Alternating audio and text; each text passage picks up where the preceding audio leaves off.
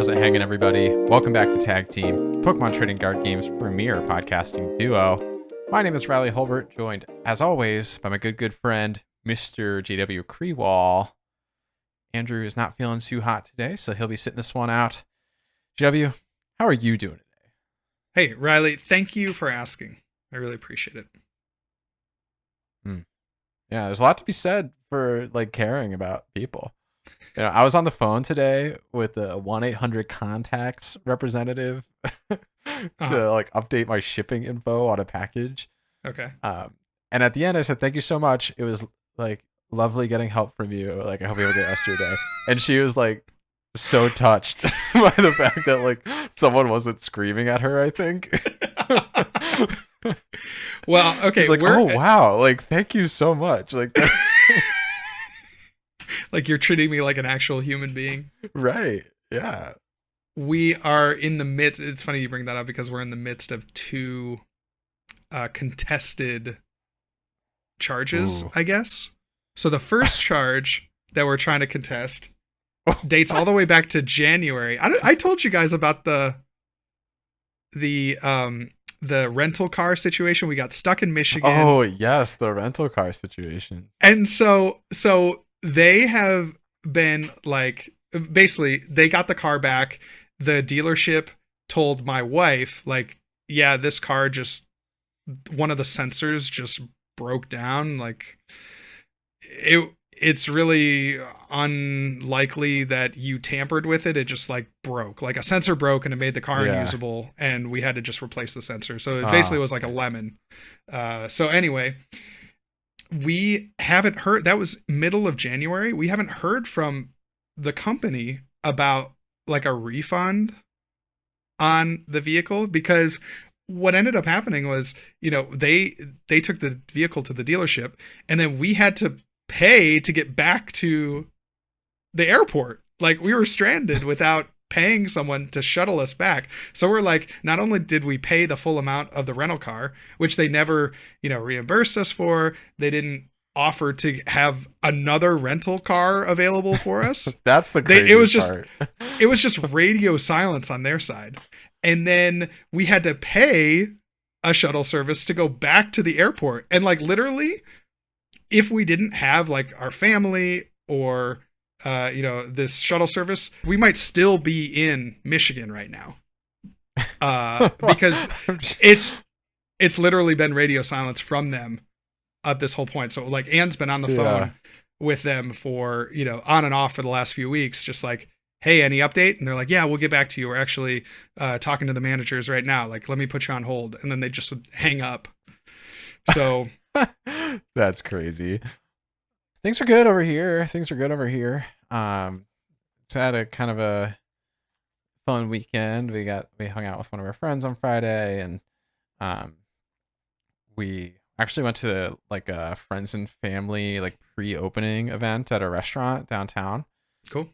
One of my friends from work, his wife and her family now own two restaurants, I guess, in the Madison area. They opened up one last year, and now have one right downtown, the most prime real estate I can picture, basically, in Madison. So that was super fun, and we got to give feedback basically on the service and the items and things, which is kind of an interesting experience, And it's also it wasn't uncomfortable, but it's such an unfamiliar feeling to talk directly to the owner of a restaurant and be here's my feedback for you. Yeah. I think you could have done this better. Though we gave pretty honest feedback. And they're still in terms of the service, feeling it out a little bit, because it was literally not even night one. The restaurant wasn't officially opened yet. So yeah. That was fun, and it was a kind of a novel thing to do. Yeah, that's cool. Otherwise it's been relatively chill, I think. Yeah, just pushing along, planning a wedding. Yeah. Busy. Yeah, dude. That's it. A lot of my friends / acquaintances have been excited about Fire Red, to my dismay. So no, they should be excited. On social media. They For should be $20, excited. dude. It's like the $20 is really $20 the is the new $5. That's kind of true. Like $20 is just the minimum amount something Yeah. costs, but like, but like that doesn't mean it should either. You know? Yeah. I had that like same kind of thought in the grocery store.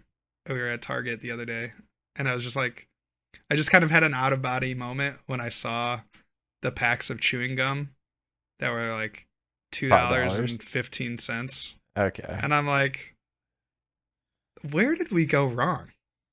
How did we end up in this timeline? I think some of it is just like inflation, right? Like just traditional inflation. Yeah, well, and that's like, fine. Like, I get traditional inflation, but in my living memory, there have been packs of gum like under $1. Yeah. So I'm like, where did we?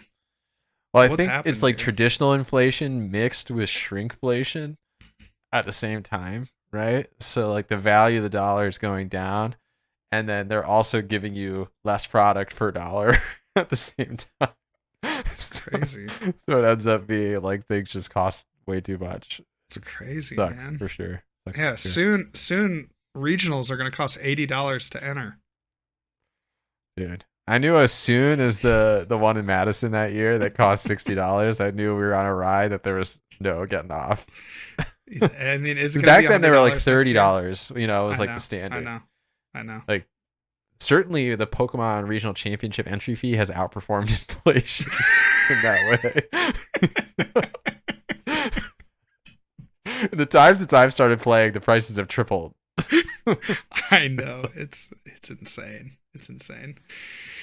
And yet we still pay. Speaking of those who still paid, we have results from Seattle. This is the last Scarlet and Violet to Phantasmal Flames tournament, at least major tournament.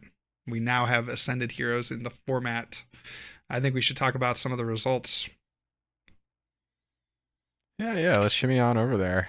So, over in Seattle, we got Truwin winning with his Charizard Noctowl deck, triumphing over Grant Shen with Absol in the finals.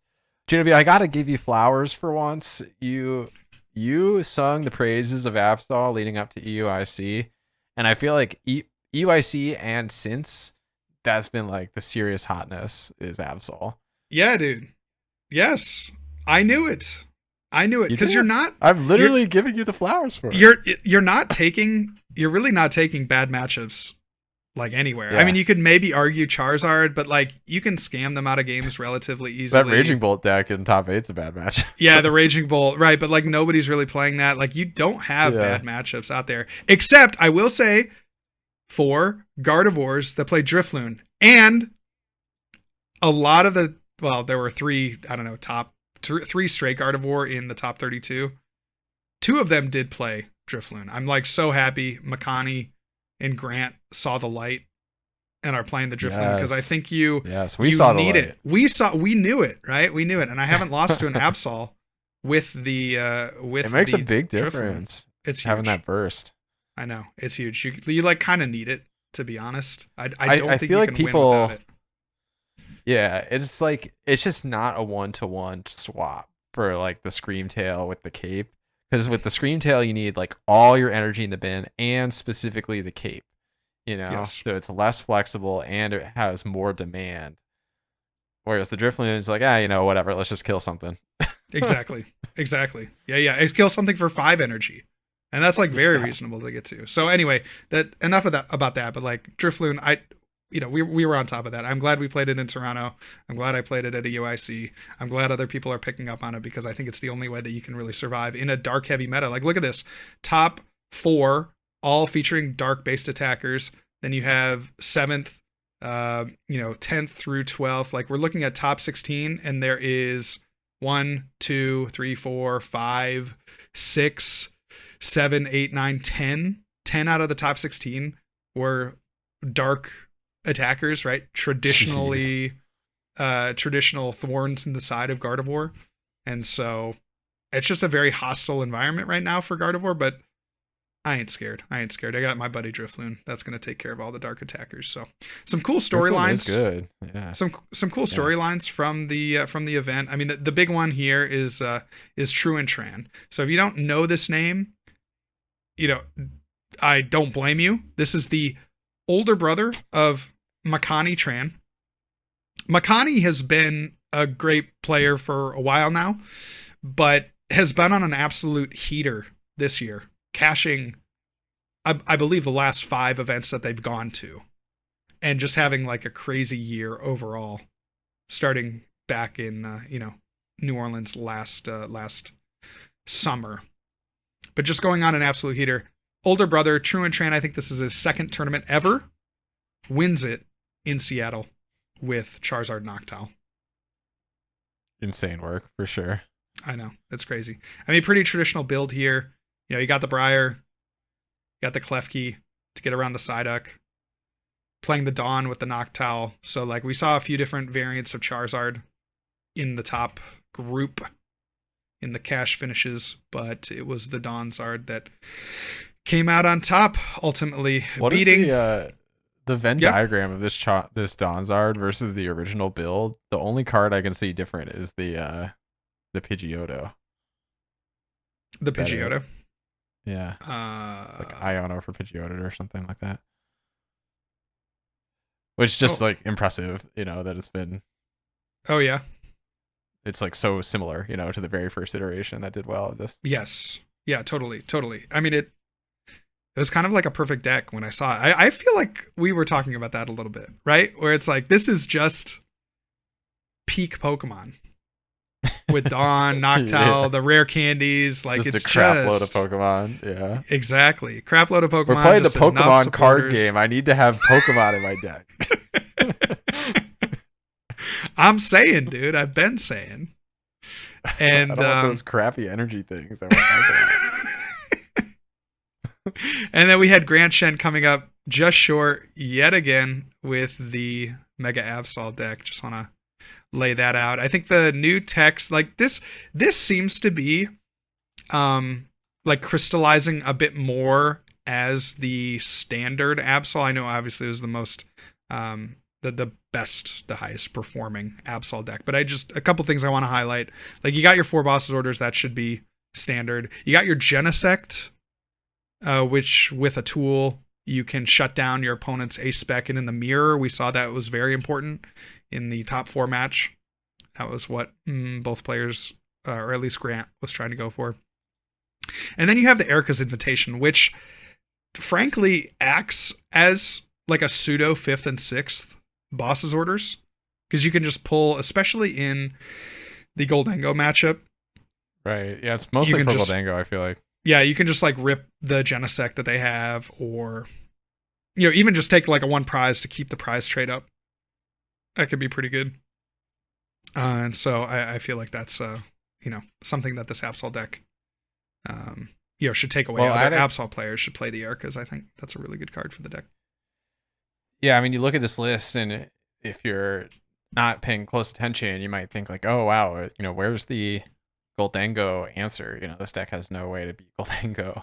And the way it beats Goldango is really just a Veltal spam, right? Mm-hmm. Because they're not disrupting your hand, so you can build up the combos.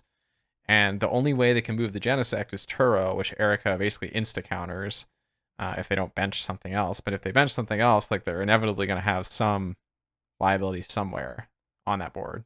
Mm-hmm. Yeah. So that's pretty cool. Yeah, it's really cool. So interesting stuff there.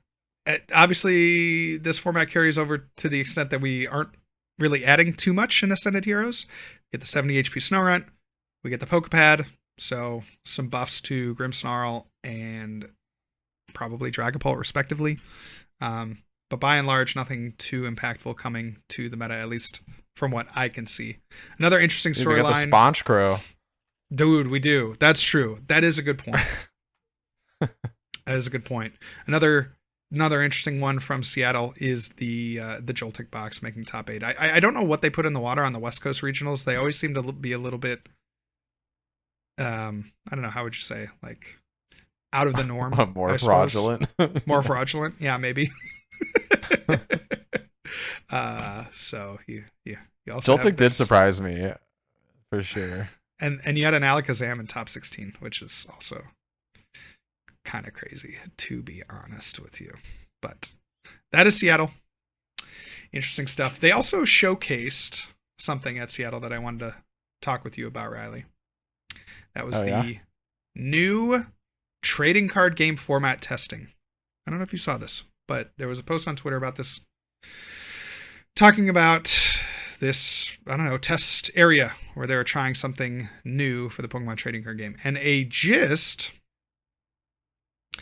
here's a comment on the post. It's standard. It seems like they're testing a new product type based on what the TPCI guys I chatted with were saying. It's very fun. It's basically a draft. So the idea, and you can read the rules, I put them here on the screen. The idea is that you shuffle your cube of cards, right? Your standard set of cards. There's 80 in this edition. You place them in the center, and then you go around and you draft hands of 5. So you take 5 off the top. You take your first pick. You pass 4 to your opponent. Your opponent takes 2 from the remaining 4, and then they pass you the final 2. So it's a 2-player drafting format. And, you know, it's kind of quick, right? It's not like a 10-card pack, which is, I would say, typical to draft formats. It is a 5-card pack, and it's just a pass of, you know, 2 decisions, essentially, right? You take your first pick, you pass, you pick 2 of the remaining 4, and you pass the rest. So it's like, it goes pretty quick, I would imagine. But they gave a list of cards, and after all the 80 cards had been dispersed, build a deck. You can see here, each player will build a 40-card deck, and they will add their basic energies, and they will play a best of 1 or a best of 3 match with 4 prize cards. So interesting. A kind of like sealed draft format. Very interesting. Very interesting. Yeah, I feel like the eternal problem with like a traditional draft, like a pack draft in Pokemon, right, is that Pokemon is too specific. It's not like Magic where the cards are like kind of flexible as long as you're within color. That, you know, there's very specific lines that you need to evolve into and stuff.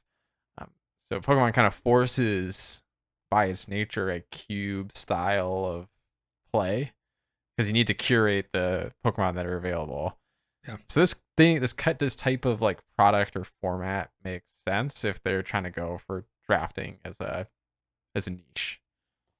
Yeah, I think so. This is like really exciting for me, and no doubt this is being driven at the TPCI level by Kyle Sukovich, a noted champion of Pokemon Draft and Pokemon Cube formats. And so I think this is really interesting. Like, this certainly seems like it is like a mix-in that they could do, right? They could have, because Magic does this where they have, you know, one day of competition is traditional tournament play, and then another day of the competition is like a sealed draft format. Again, you highlighted some of the issues with just doing like a booster box draft, you know, and then I think by and large, like, you know, you do have those specific lines that only really work with like, you know, certain Pokemon or certain combos that are very, you know, specific and reliant. And then I think the other problem with just traditional drafting, like from a booster box, would be that the power level of the cards is just way too different. You know, you have the basic megas or the basic EXs are going to just overpower by and large most of the stage 1s and stage 2 non-rule box Pokemon. And so, well, especially when they don't have their full engines. Especially when they don't have their full engines, exactly. So this kind of format, you know, certainly smooths over some of those gaps in traditional draft formats. So yeah, interesting stuff. I feel like it'd be pretty difficult to have draft be like a core part of any sort of competitive experience for Pokemon. Maybe that's just me, but I like the idea of like a draft oriented product or something, though, you know, like encouraging different ways of play, and and it's also more of like maybe a player driven product in that way, which I appreciate, as opposed to, the game right now is so heavily dominated by collectors, which is fine. That's just the nature of Pokemon card game. And Pokemon's a collector oriented franchise, you'd argue. But it's nice to have things that, are likely to be picked up by players and played with friends and stuff. That's cool. Yeah, for sure. So would you participate in something like this? I think if there's a product like that, I'd pick it up and like maybe play it with some friends. I'd be interested if they like kept releasing new editions or something. Like that'd be kind of fun too. I like the idea. It's a type of product that appeals to me personally, and honestly, like appeals to me more than like a tin or one of the battle decks or anything like that. Yeah, I mean, I wonder if they are trying to release this for production, right, on a shelf versus trying to develop this as a competitive format. I feel like I don't know. I don't know if it would make for the best. It's just so different. It's also so radically different than like the average experience of a Pokemon player. So for it to be the competitive format, it would be a big shakeup, which I guess isn't a terrible thing, but it like kind of flexes different brain muscles than just playing the game does. And that's just like more deeply entrenched in, I think, the identity of Magic, which is what lets them kind of get away, quote unquote, with doing that. Whereas Pokemon drafting isn't really part of the identity of the game, I would argue. So like, would it make sense to I could see it being a good like side event type of thing, like sure 4-player pod of a draft or something. Yeah, that'd be a lot of fun. I'd do it. Yeah, I'd pay $20. Oh, you think you'd only have to pay $20? That just seems like I'd pay $1,700 actually for that opportunity. Like be for real, bro. $20 is not on the table. That's the minimum price of a thing. We were just talking about that. Well, good stuff. It's always fun to see them experiment, I think, with new formats. We've needed an alternative format for a while, I think. Gym Leader Challenge is technically a supported alternate format, but if by supported you mean they have official rules and they play it in side events at official tournaments, then it's supported, right? They don't have any products for GLC. It's not coming to a regional, or at least it hasn't been hinted that it would come to a regional anytime soon. So no championship points events in the GLC format. So this could be something, I think, to kind of fill that gap. But did you see Andrew and Co testing out GLC with no bans? No, I did not. It's on his stream last week.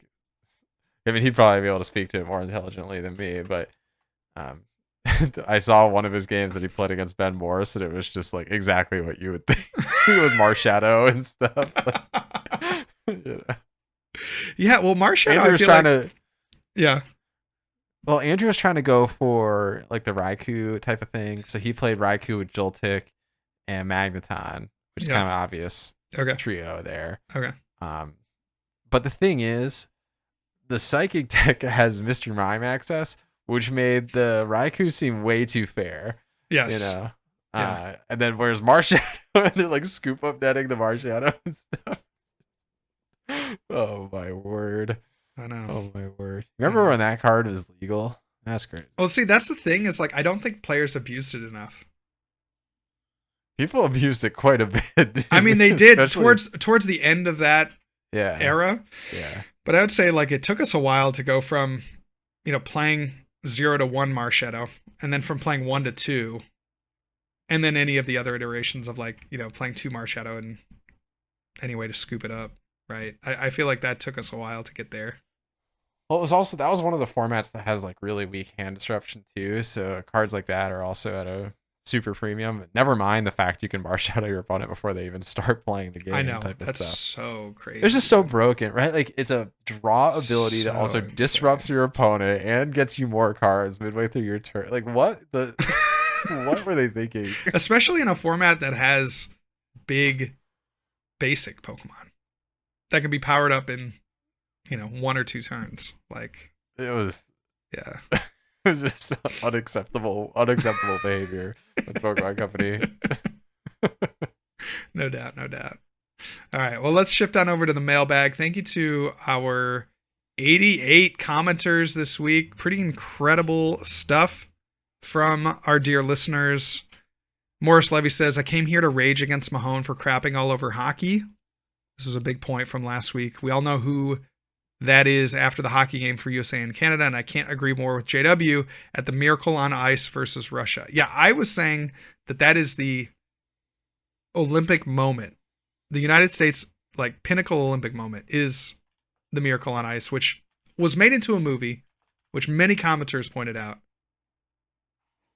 I just don't know how much more iconic you can be. And I think hockey's a great sport. Frankly, I think hockey is a more American sport than, something like basketball. More than basketball? I don't know. Yeah, I would say so. I would say so. I mean, so the problem that I have with a lot of sports, basketball and soccer in particular, is that the players are very seemingly soft. Okay. And that's something like the culture of hockey. Isn't that like created by the different game itself though? And like how they like ref it, and you know what I'm saying? Well, sure. Yeah. Sure. And like to some extent football, like if you're a quarterback, it's very soft. But yeah, the culture of hockey is just not like that. And that's what I really appreciate. Like imagine Messi losing a tooth in a game. They'd probably cancel the rest of the season. Yeah. It'd just be over. Yeah. Like the MLS would just implode on itself. They'd cancel the rest of the season. And, it'd be a big deal, right? And it's like, that's just not the case in hockey. You have people losing teeth. You got people getting run over by skates, bleeding on the ice. And it's like, okay, get patched up and you're back out for the next shift. It's just like, so I very do different. Appreciate that hockey is somewhat of a death brawl in the middle of it, like that's cool for sure. Yeah. That's cool for sure. Yeah, all right. It's like I think one thing, dear commenters, that you have to know about Andrew is he doesn't have like a middle of the road opinion on anything. So when Andrew says stuff like hockey's a tier 4 sport that nobody's ever heard of, like that could be anywhere from I'm just disinterested in hockey to I actually think this is the worst thing of all time. And you just got to take that. You just got to take that. Yeah, exactly. Brian Frederick says, I graduated with Grant Holloway, a major Olympic runner for the U.S. who has broken countless track and field records. So, yeah, actually, I know a guy who was who graduated with Grant Holloway.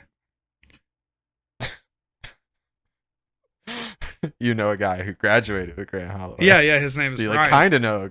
Yeah, that makes sense. His name is Brian. He graduated with Grant Holloway, so I don't know. That's kind so of cool. Part of my case for like track and field being like critical to the Olympics is they're like the OG Olympics. It's like the identity of the Olympics was shaped around some of those sports. In the first place, some of the original like athletic competition, because just it's core. It's like core human experience type stuff. Like, I guess. But run faster. Yeah, but is it a core human experience to, the Inuit tribe?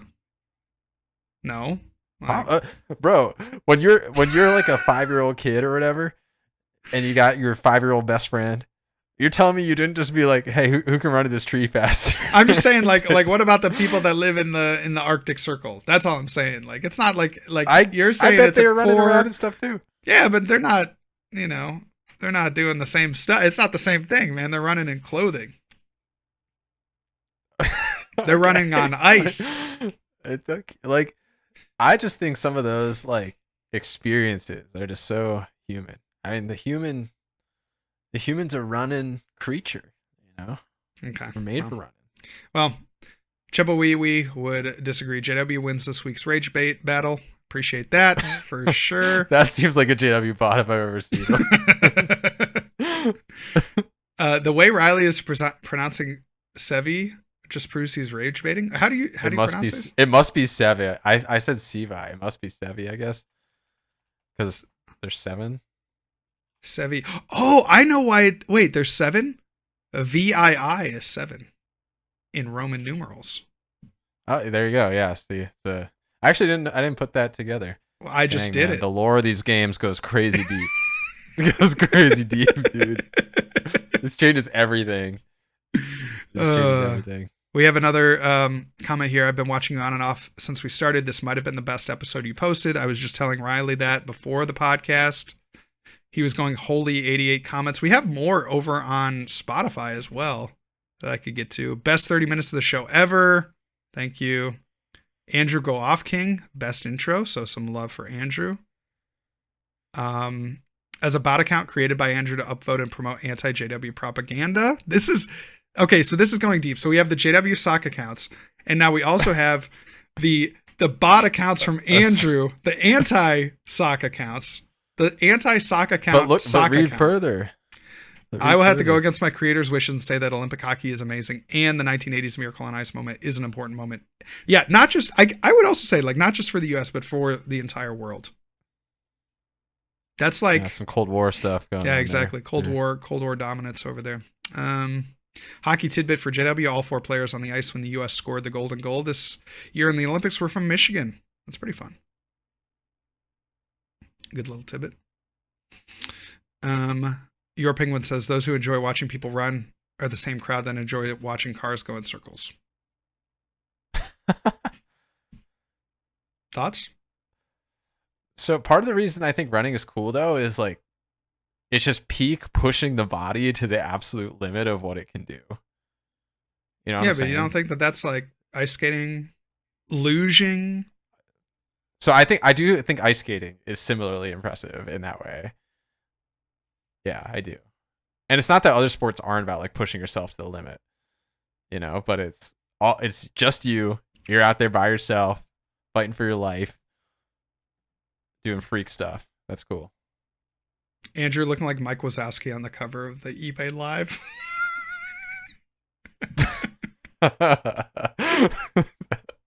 That's funny.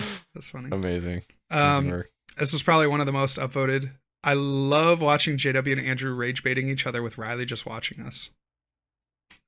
I'm assuming that was over the hockey when Andrew got heated. Yeah, likely. Yeah.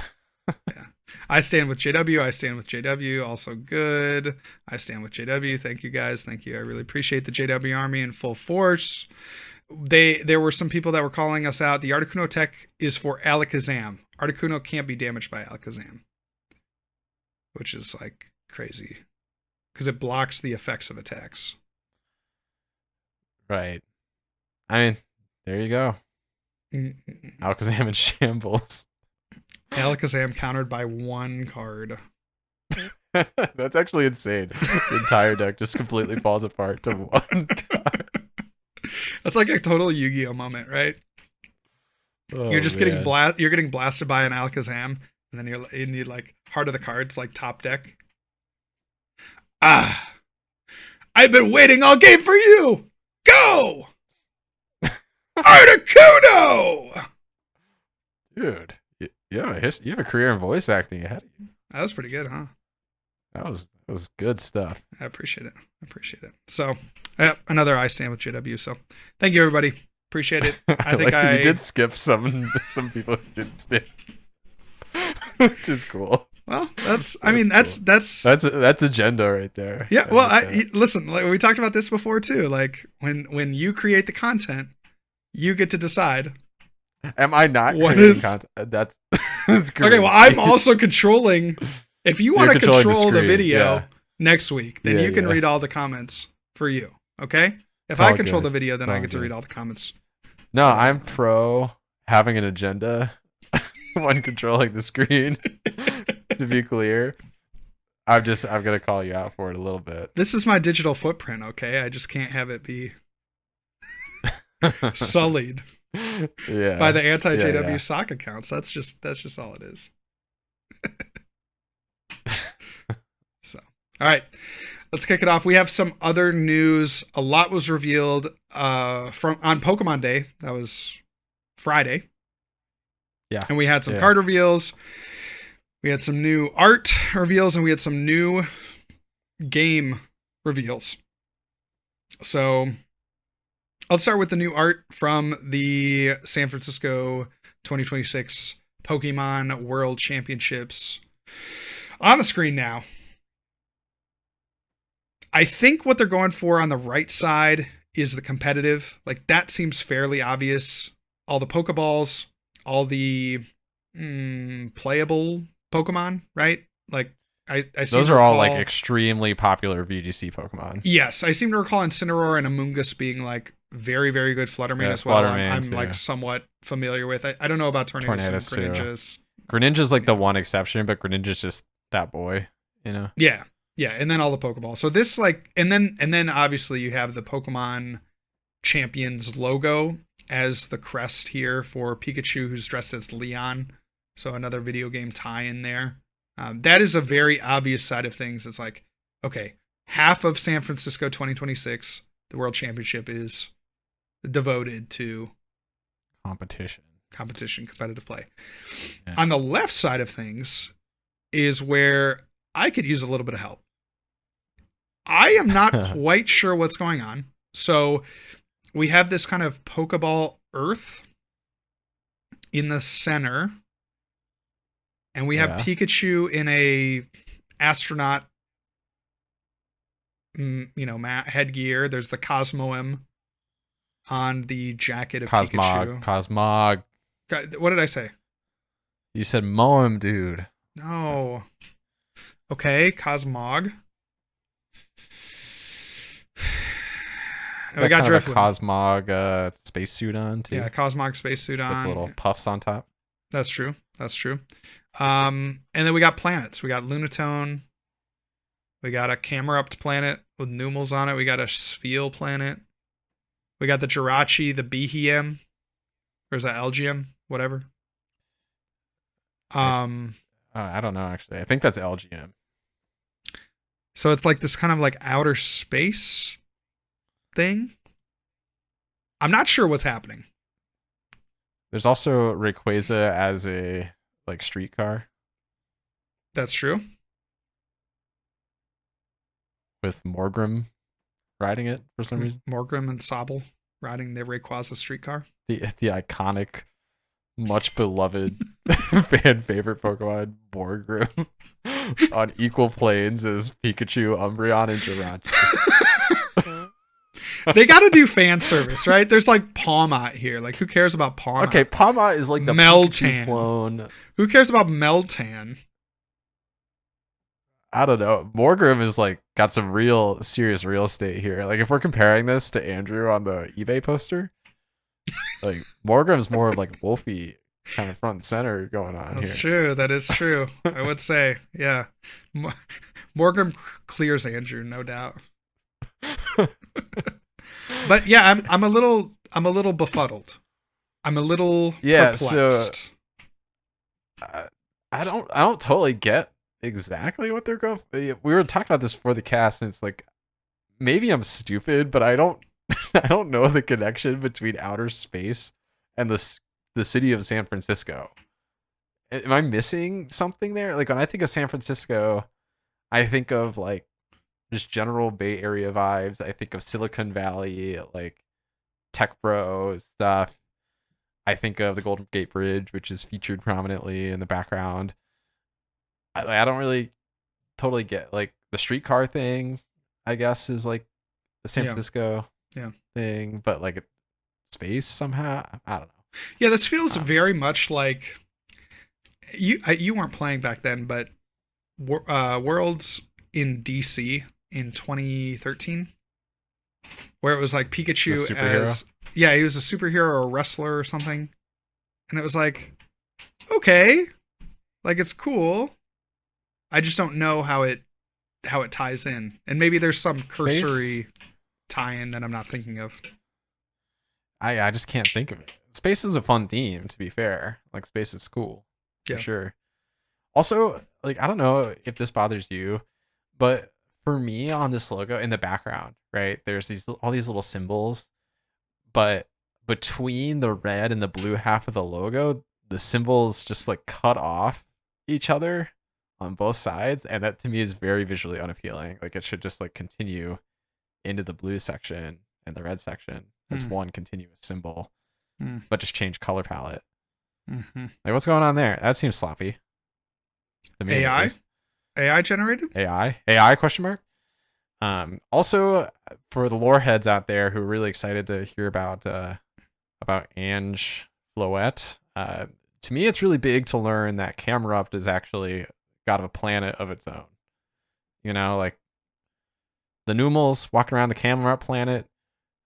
The lore heads, this is big. This is really big. We've been theorizing for years that Numel is an extraterrestrial, and we finally got confirmation in the art. So conspiracy theorists are eating this up right now. They're eating it up, dude. Like, I've been saying for years that Numel has, and longtime listeners know this, that Numel is an extraterrestrial I know. Being. You've been saying this for 7 years. And it's finally it makes me so happy, like, deep down in my core, to know that was true the whole time. Yeah, absolutely. So, okay, maybe someone can decipher this. If anyone has any good theories on what's going on, right side, we get it. We're in full lockstep. I know exactly what's happening here. Makes total thematic sense. Left side, I'm left a little in the dark.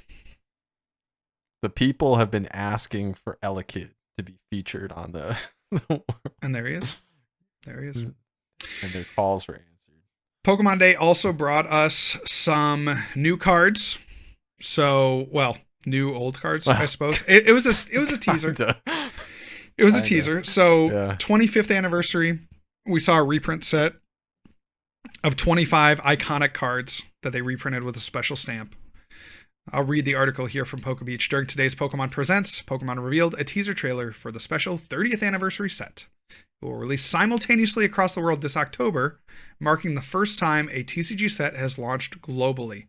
So that seems like a really big deal. Whether or not that is a sign of things to come, right? Whether or not this is the start of global launches, we have no indication, but that would be pretty cool. Maybe that'll be a trial run for how something like that might work in the future. Previously, we discovered a trademark for Celebrations Collection, which we speculated could be the name of the 30th anniversary set. The teaser highlights... huge emphasis on the word teaser in this teaser trailer. I know. It was like 5 seconds of content out of the whole Pokemon Direct, which is crazy. It was crazy. It was crazy.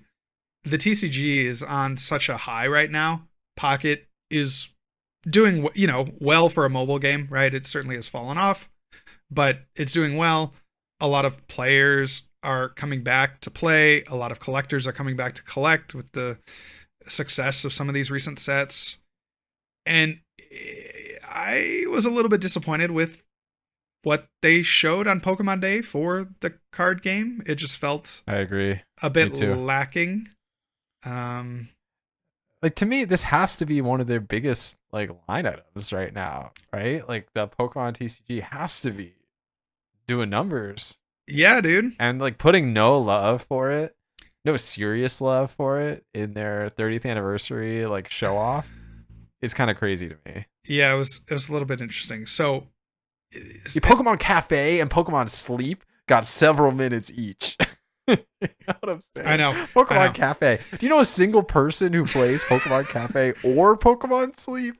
The Pokemon Cafe was really cute, though. It did get me kind of interested. It's still really cute, but nobody's ever played it, I don't think. So let's talk about the cards that they revealed. They did a brief flash of all these old cards. So the implication is that they are going to be reprinting these with a special stamp. So the big one here is the Charizard. Also important to note that they're in other languages, so I don't know, for whatever that's worth. Like, it's not English only or Japanese only. Glurak. Yeah, Glurak. That is gotta be German. Gotta be, right? Feuerwerbel. I mean, Energy Carton, it definitely is given Germany. It's giving, it's giving Germany without a doubt. Rook Zugkosten. That's. Do you think this means that all these cards that they showed are going to be in the 30th? Because a lot of them were in the 25th as well. Okay, well, so actually, yes, I do think that means they're going to be in the 30th, and here's why. And you're like, why are they reprinting Charizard again? Because they reprinted it in Evolutions, and that was the 20th, 20th anniversary or whatever. They reprinted it in the 25th anniversary set. It seems to be a promo here. And they also showcased, for what it's worth, the base set Pikachu card. And I think what's going on here is that Pokemon, like the development team or the vision team, whatever, the execs at Pokemon, want to make sure that everybody who wants a base set Pikachu or a base set Charizard can have one. Because you even look at the Pokemon, the Charizard from the 25th anniversary, like that's a $60, $70, $80 card. It's $180. Okay, that's just what I saw on TCG Player. They might be being bought. I don't know. Yeah, maybe, I don't know, but that's like a very expensive card, right? And like the 20th, the Evolutions Charizard, like that is a $100 card. Maybe not quite that much, but it's an expensive card. So I think the idea is that everybody that wants a base set Charizard can have one, right? Everyone that missed out on that as a kid and wants that experience of like opening the Charizard has a reasonable shot at doing that every 5 years. I think that's the idea.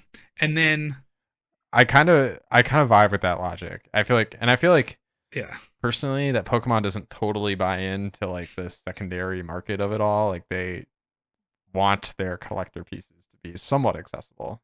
Yeah, totally. And so that's why I think these special sets are really cool. Because you're gonna get your base set Charizard, and you're gonna get a little stamp on it, and it's not gonna be exactly the same, and but you're gonna be happy because it's roughly similar to something that was printed 30 years ago. See, what surprised me actually was the Pikachu and Zekrom, and it wasn't actually in the 25th set, but it was like featured in promotional products at the same time, like that were packaged with Celebrations. So maybe that's why I'm like conflating that with like getting a second reprint probably in my head. Because now that I'm looking at the rest of the cards, I don't think any of them are overlaps besides Charizard. Yeah. So this one was very interesting to me, the Crystal Pokemon. These are some of my favorite artworks that have ever been printed in the TCG. I have a few of them, like two. I think I have Kingdra and a Golem or something. But I just love the aesthetic. I love e-reader cards. And I love how it's a white Pokemon.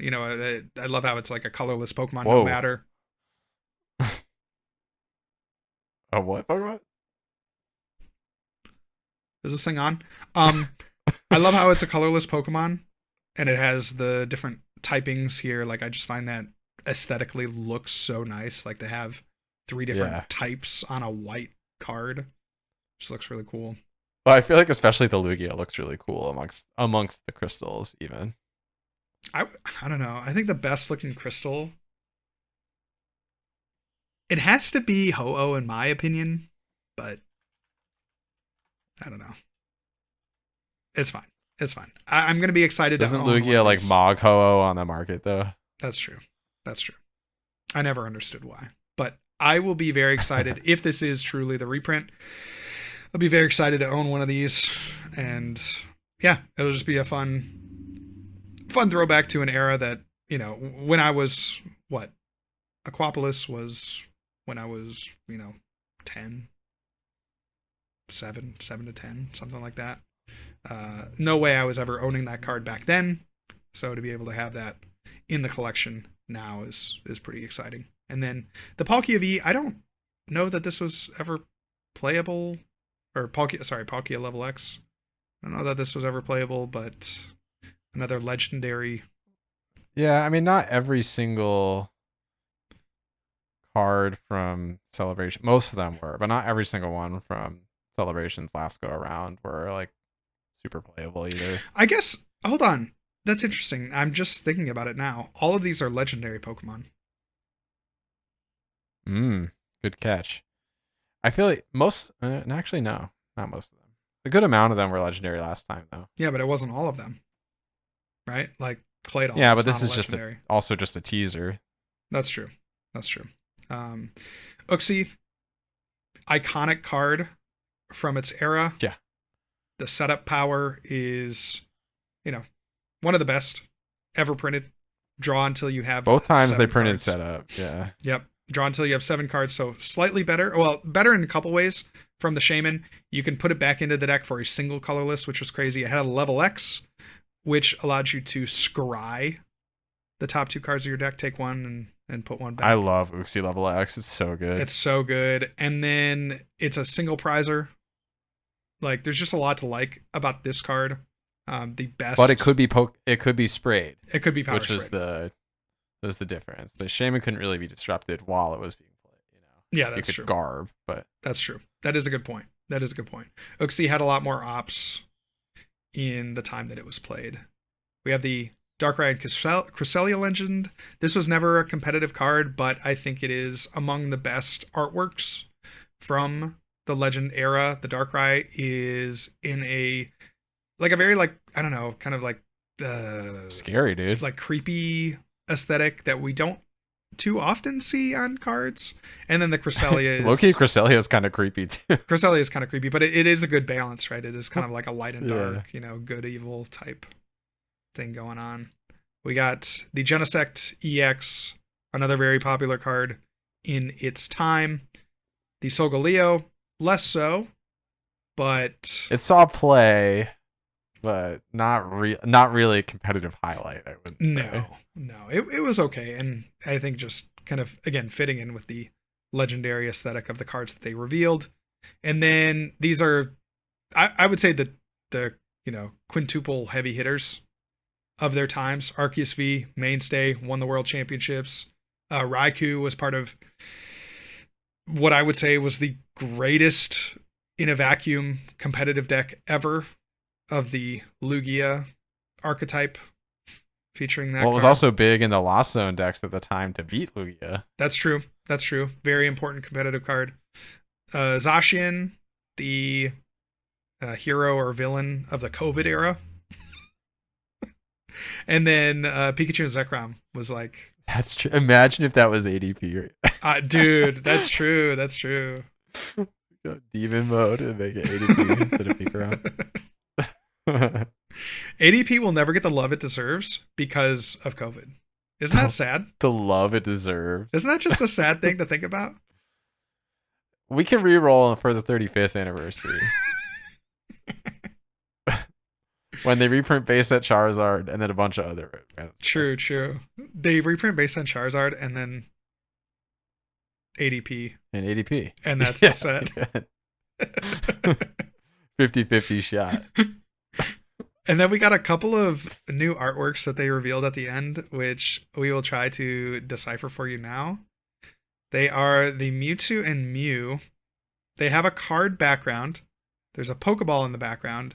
And I think what's unique, I mean, besides the artwork of being this kind of like chromium styling, you have all the different energy types associated with these cards. So that's like a hint, perhaps, at what that could mean.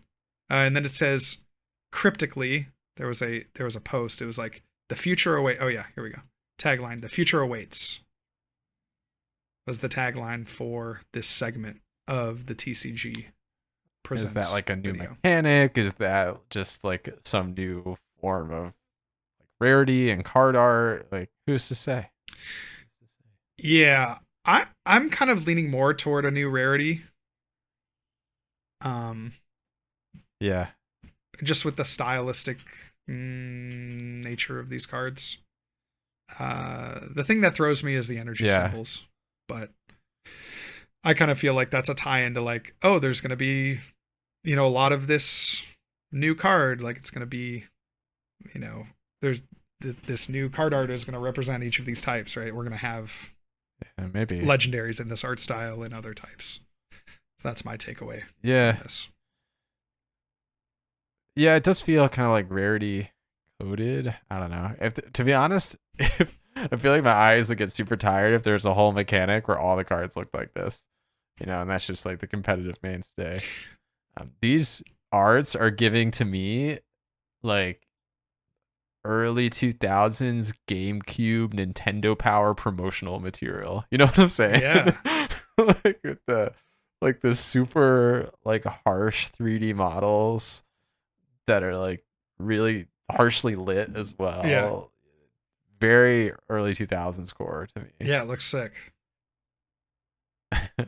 I'm excited for these. Many people are saying they're AI. But who's that?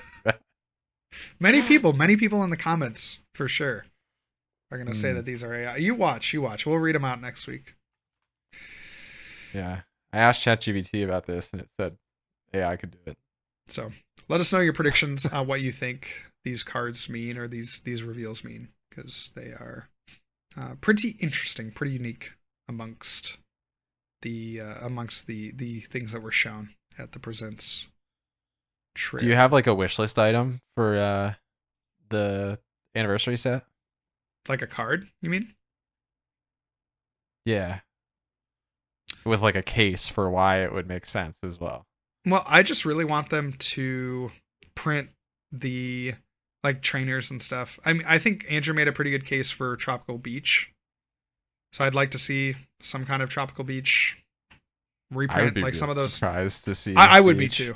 I would be too, but that's kind of like what I would like to like. I'd really like to see some of the broken trainers reprinted. Something like a Gust of Wind reprinted. Something like a Broken Time Space reprinted. Like that to me is really interesting. Does it really BTS I could see. Yeah. I could see that one. Yeah, does it really matter all that much competitively? Not really. Or even in like retro formats, like that's not a particularly expensive card, but yeah, I just like all the broken trainers. I mean, I feel like some of it's like, yeah, they're more accessible because this is like a functional reprint, but some of it's also just like paying homage to that era of the game too, and I feel like, although I do feel like they're capturing a lot of that era's energy with like Claydol and Uxie both being around, like that's cool. Yeah, yeah, without a doubt. I'm trying to think what I would consider personally, like, I mean, you're talking about all timers, like Zoroark GX really deserves a print. Sure. And that's some of the greatest card ever printed. One of. Yep. ADP. Play it with your Lele. ADP. I feel like ADP is coming for the 35th. It's due. Bro is due. They have to get Pikarom first. They literally contractually had to, or Pikachu would electrocute them. That's funny. Let's see. How can we fit an evolution into this? What's like where can we get an Eevee evolution? Well, you got like 2006 Plasma Flareon. 2004. Yeah. Oh, Plasma Flareon. I guess you could do that. I was thinking the what was it, the Eevee Box Worlds deck that featured it featured Jolteon and Absol predominantly. Absol EX to move damage counters. Jolteon, when you evolved it did 10 damage to all your opponent's Pokemon. And then you also in that deck had Espeon and Umbreon, I believe. Yeah. So that's like an insane retro deck to build. Yeah. But yeah, maybe you could do something like the old EX era Eevee cards, because those are all pretty playable with one another. That's true. Yeah, although you have to wait like 2 decades for them all. Because presumably they would do like one every 5 years. So. Yeah, that's true. So cool stuff. We all had, I think, very explosive reactions to the new game, Pokemon Winds and Waves.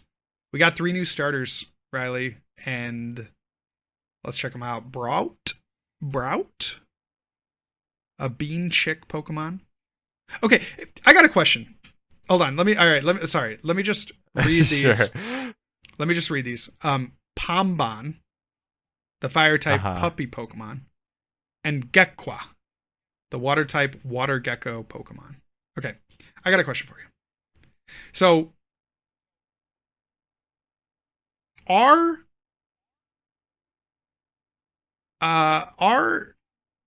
the like are animals in Pokemon? Like is that canon? So because like they used to be. The answer like has changed over time, and then they're not like, right. And like so like, now they're referencing back in Gen 1. Yeah. Back in Gen 1, Pokemon were like fully integrated into like the real world. Yes. Like I'm pretty sure the Kanto region in Gen 1 is just meant to be like Kanto, Japan. But like over the years, I feel like the Pokemon world has become more its own world that doesn't have traditional fauna. So I don't know.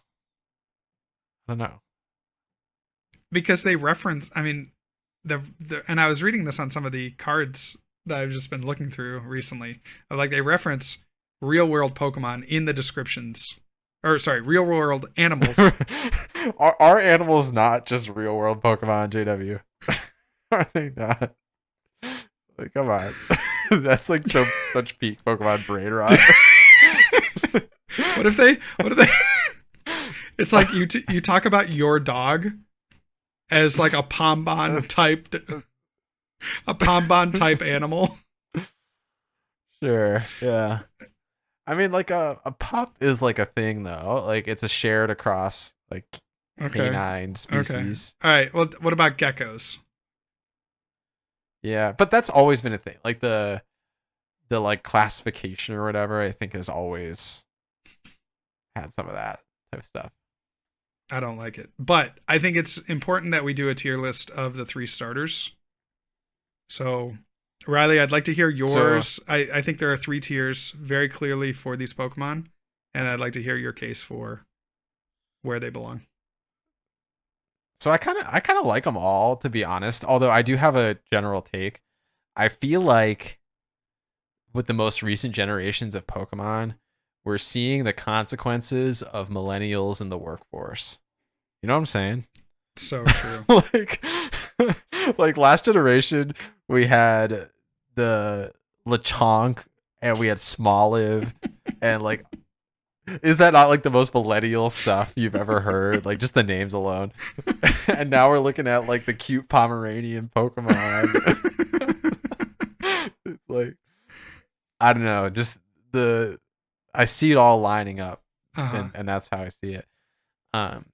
For me personally, I like Brout the best. Okay. I like that he's mischievous, and I like that he's got angry eyebrows. Yeah. That's appealing to me. Yeah. He kind of is giving grumpy old man vibes, so that's pretty fun. And yet he's supposed to be a young chick. Yeah, he's like the youngest he'll ever be, but he's a grumpy old man. That's cool. Yeah. And also sometimes babies be looking grumpy and stuff. Well, so sometimes if a baby looks old, that's kind of funny. Exactly. It's like kind of giving that. Yes. You know. So I like Brow the best personally. Now the problem I have with Brow is I feel like it does deviate pretty significantly from its compatriot Rowlet, but it does like kind of share some of that design space with Rowlet. Sure. Although I was saying this to my friends too, like after so many generations, like it's got to be hard to not repeat any concepts. You can never do a bird again. Never do a tiny bird with eyes. You can't do a bird again. Like they're gonna do a bird again. I'm sorry.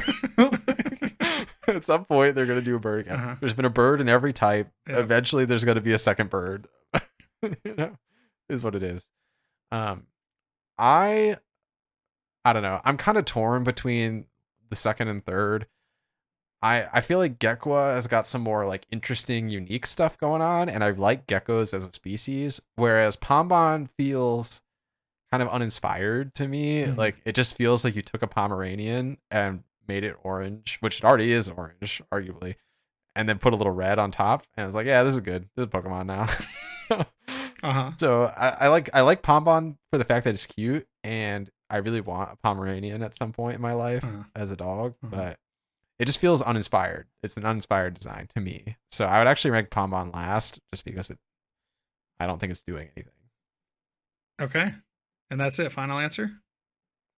That's my answer, yeah. I'm disappointed. I'm curious for yours. To let you know that you failed. Okay. That was a test. Yeah, what's yours? That was a test. I do agree. Brout is the best. Brout is the best. Brout. But you would have flipped them. Brout supremacy. See, I thought you would have flipped the other two. You thought so? I thought you would. Really interesting. Why is that? Yeah. Why is that? I don't know. It's because you're a millennial yourself, so you see a creature like Pombon, and you're like, that's just like me for real. Yeah. Look at his carefree attitude. He's just so happy. Look at that. Like, imagine reading a Harry Potter novel and curling up with your Pombon. Imagine lighting a scented candle, curling up with your Pombon, drinking your Poppy or your LaCroix. Yes. While that'd be good. While let's see. While Mr. Brightside plays on the vinyl record player behind you. Okay, Mr. Brightside hate is not allowed. That's crossing the line for sure. Pombon is really cute. It just to me is uninspired. That's all. Yeah. Well, I just think this one sucks for sure.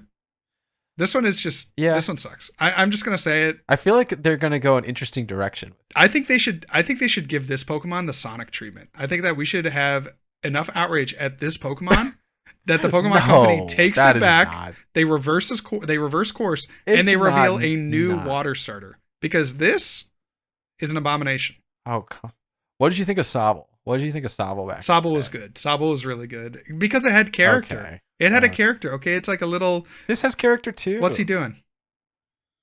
He's got like makeup going on and stuff. He's got makeup going on, so it's a makeup Pokemon. So not in my game. Actually, not my Pokemon. So here's something interesting I saw online. This could be completely like not materialized, but it's interesting. There's a theory that these all represent like traditional Japanese like art forms. So the idea is that the Gekwa is like a geisha, where they have like the heavy makeup and wear the kimonos and stuff. Then Pombon was like calligraphy, because if you look at his like his little top, it's like the calligraphy pen. Yeah, the calligraphy brush. And then Brout was going to be sumo. He's got like the pants. The pants? The sumo pants? Well, he's just wearing pants, and he's like a chunky guy. Okay. See like how that... So he's okay. So you're actually saying this is like a muffin top. Yeah. It's like kind of a reverse on wearing pants,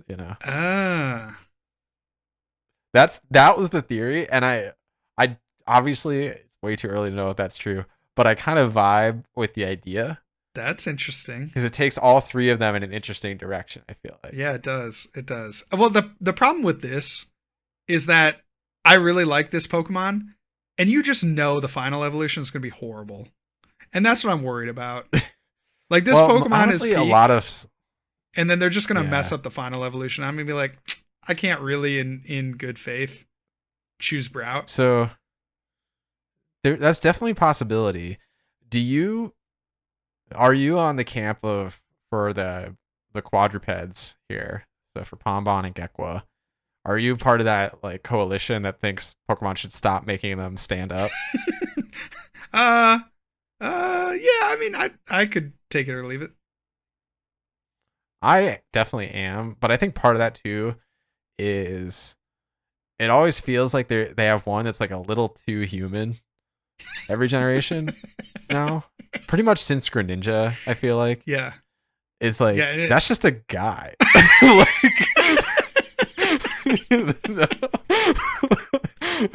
like it's not. You can see him like walking around. Dude, you get a beer with a dude. Like Cinderace. That's straight up a dude. Am I wrong? Meowscarada? Like that's a person. It's weird. Yeah. Oh. And it lends itself to a certain type of art, right? It's kind of the other. Well, the worst of all of that is Lopunny by far, right? Because Lopunny's in-game cry is like the wolf whistle, which is insane. I thought that was insane when I was 12. and then they're like, you know what? That's not enough. Let's mega evolve this thing and get it ripped tight. What?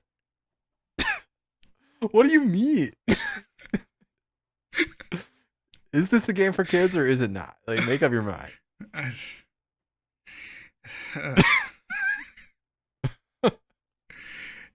So maybe we'll see the same, right? Maybe we'll see the same thing. You talking about Geisha here?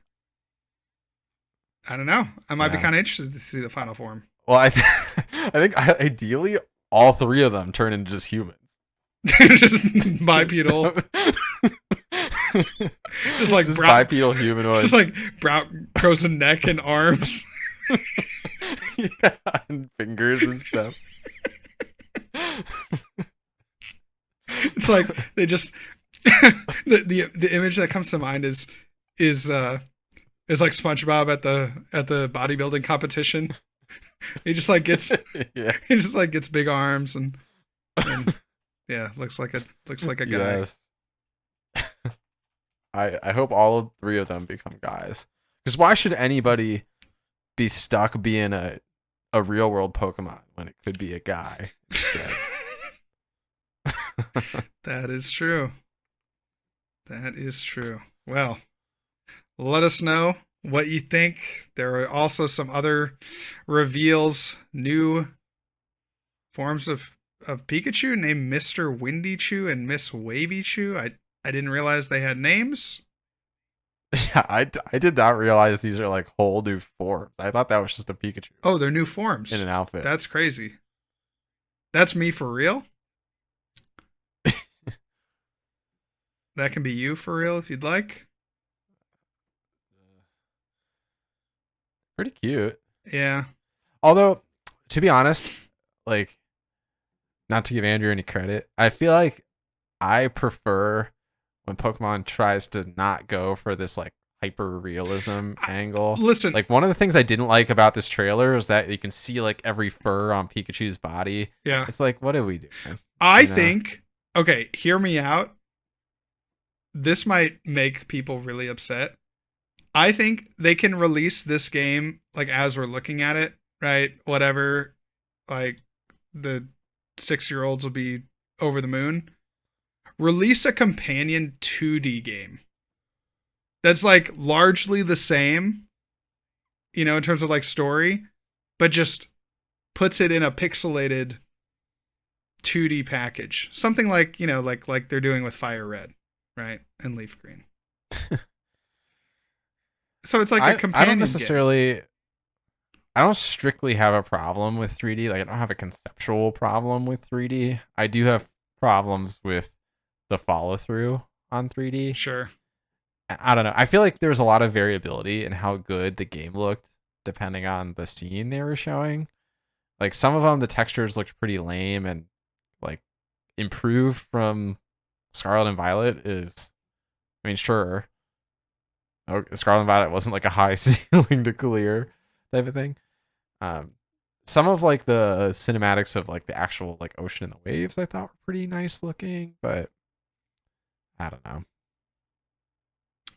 It's fine. I wish they would just commit and just go like full cell shading, like Breath of the Wild style aesthetic, instead of trying to make it halfway into realism and halfway out. Yeah, because who are you really pleasing? Right. Interesting. Well, I won't be playing them. So, what do I care? Fair enough. What do I care? Anyway, any final thoughts, Riley, as we bring this episode to a close?